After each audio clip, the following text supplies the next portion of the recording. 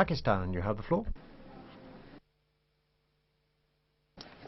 Thank you, Mr. President. We are making this right of reply in response to India's right of reply. India persists in its untenable defense of its indefensible actions in Indian-occupied Jammu and Kashmir. India's position is based on a litany of falsehoods, and when these begin to ring hollow, egregious attacks in Pakistan are used to deflect attention. We would be happy to discuss human rights in Pakistan, especially since such a discussion would clearly bring out the striking contrast to the human rights situation in India, where a rank bigotry and communalism are entrenched, flowing from a poisonous Hindutva ideology that is promoted at the highest levels of the Indian government.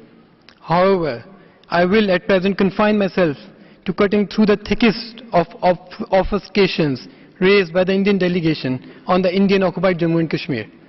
I will do so by posing a simple series of questions to which the Indian delegation may kindly be asked to respond. First, can the Indian delegate deny that 8 million Kashmiris are under curfew, which amounts to collective incarceration for the past 40 days? Second, can the Indian delegate deny that thousands of young boys have been abducted from their houses since 5th of August in the Indian-occupied Jammu and Kashmir? Third, can the Indian delegate deny the repeated reports by the international media of molestation and rape of Kashmiri women by its armed forces? Fourth, can the Indian delegate deny the indiscriminate use of pellet guns inflicting serious injuries on hundreds of Kashmiri men, women and children, especially when the so-called governor of Indian-occupied Kashmir has admitted to the use of pellet guns? Fifth, can the Indian delegate deny the reports of torture by its armed forces? Sixth, can the Indian delegate deny the serious shortage of food, medicine and persistent denial of access to medical services in the Indian-occupied Kashmir? Seventh, can the Indian delegate deny shutting down of communication links within the Indian-occupied Jammu and Kashmir, especially internet and telecommunication services? Eighth, can the Indian delegate deny that the entire Kashmiri political leadership and human rights defenders have been put under detention since 5th of August?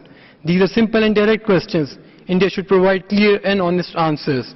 Moreover, the untenable position taken by the Indian delegate on Jammu and Kashmir being its integral part goes against the UN Security Council resolutions, which clearly stipulate that the final disposition of the Kashmir dispute will be done through a free and fair plebiscite under the UN auspices. The OHCHR Kashmir reports and the UN Secretary General's statement have all corroborated this position.